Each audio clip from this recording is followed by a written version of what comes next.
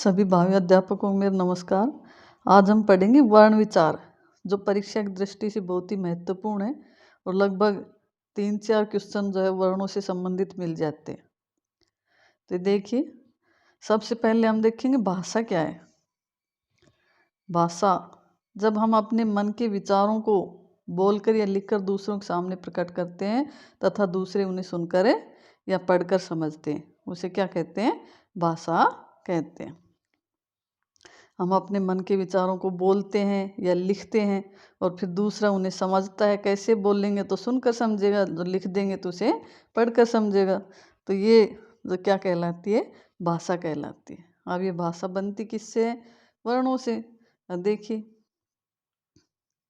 उच्चारण अवयवों से उच्चरित ध्वनि संकेत तथा इनका लिखित रूप दोनों ही क्या कहलाते हैं? वर्ण कहलाते हैं। यानी जो हम बोलते हैं तो वो उच्चरित ध्वनि है, वो भी वर्ण कहलाती है, और जो हम लिखते हैं तो जिन चिन्हों का प्रयोग करते हैं वो क्या कहलाती है? वर्ण कहलाती है। ठीक है। तो वर्ण मूल ध्वनियाँ होती हैं और अविभाज्य होती हैं, इनका विभाजन नहीं किया जा सकता। जैसे ए, आ, क, च आदि, इनको हम और टुकड़ों में नहीं बांट सकते। तो ये है अविभाज्य। तो वर्ण क्या होते हैं? मूल ध्वनि होती है और अविभाज्य होती है। अब देखिए, वर्णमाला अपनी जो है हिंदी भाषा की एक अलग वर्णमाला है।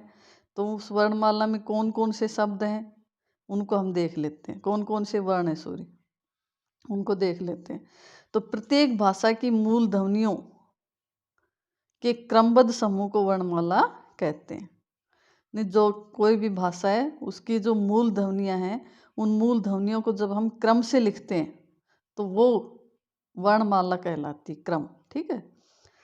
यदि अंग्रेजी भाषा की लिखेंगे तो ABCD इस प्रकार से क्रमबद्ध रूप में लिखेंगे। ऐसे ही अपनी हिंदी में भी क्रमबद्ध रूप में आते हैं।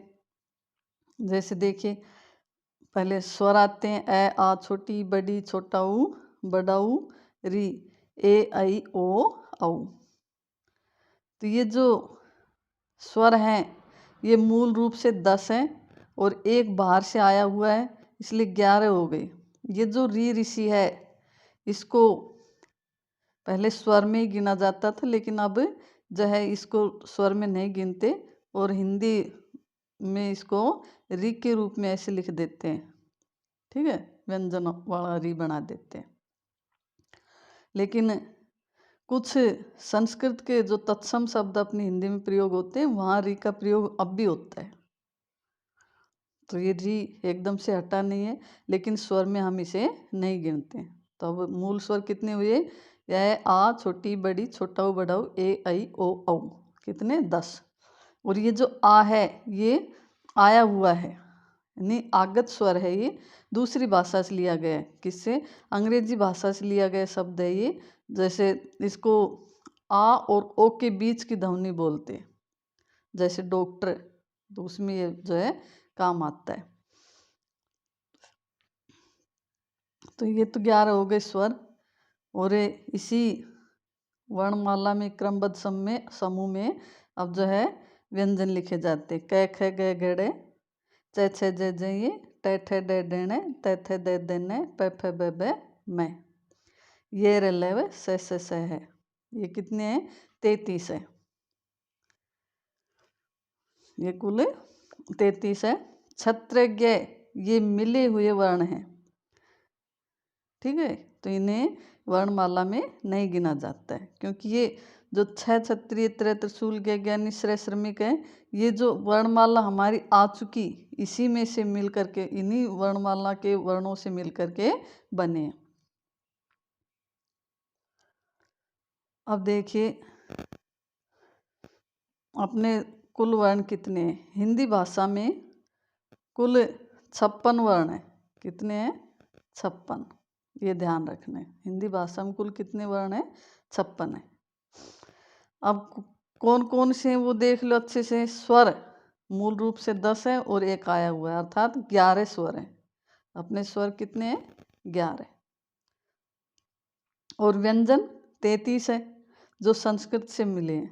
ठीक है। अपनी भाषा के जननी संस्कृत को माना गया है, तो उससे 33 व्यंजन हमें प्राप्त हुए हैं हिंदी भाषा में। इसके अलावा 6 हिंदी के अपने व्यंजन हैं और 6 ग्रहित हैं। ग्रहित यानी ग्रहण किए हुए, दूसरी भाषाओं से लिए हुए। तो वो कौन कौन से हैं देख लो। ये तो हिंदी के अपने हैं। कौन कौन से? ये डैड है जो नीचे बिंदी आती है वो वाले, ठीक है। उसके अलावा न, मैं, रह, लह, ये जो 6 हैं ये अपने हिंदी के वर्ण हैं। और जो 6 ग्रहित हैं वो कौन से हैं? ये जो नीचे नुक्ता लगाया जाता है, नीचे वाली ये जो बिंदी है ना, इसको नुक्ता बोलते हैं, ठीक है। तो ये नुक्ता वाले हैं कौन कौन से? कै, ख, ग, जय, फ और व। ये नुक्ता वाले दूसरी भाषाओं से लिए गए हैं, ठीक है। तो इस प्रकार से अपने वर्णमाला में कितने वर्ण हो गए?